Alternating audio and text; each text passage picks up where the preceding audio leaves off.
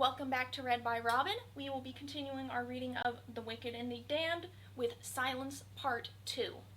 This is again a book from the Warhammer Horror Archive.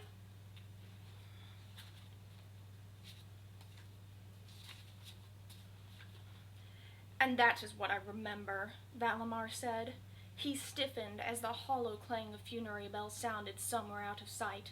He caught a glimpse of a mortuary servitor stalking down the avenue, a shrouded body clasped to its inhuman torso. There was no telling where they took them, or why. "They're preparing them for burial," Marcus said, as if reading his thoughts. "It's a tradition. They leave the dead to themselves for a time, and then take them below, where they're harvested and prepared for burial."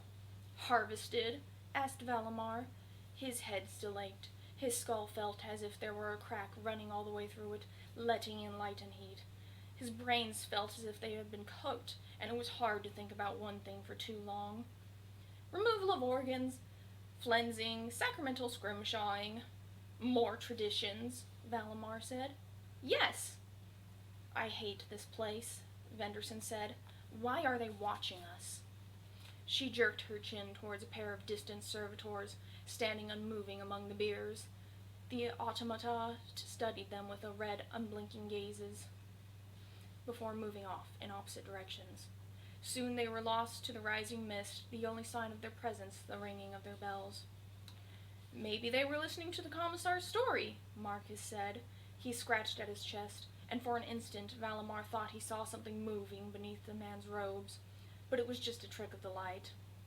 "Sounded more like a confession to me," Venderson said. "I think they were right. You are crazy. Only a crazy man would come up with that type of story." "Maybe not," Marcus said.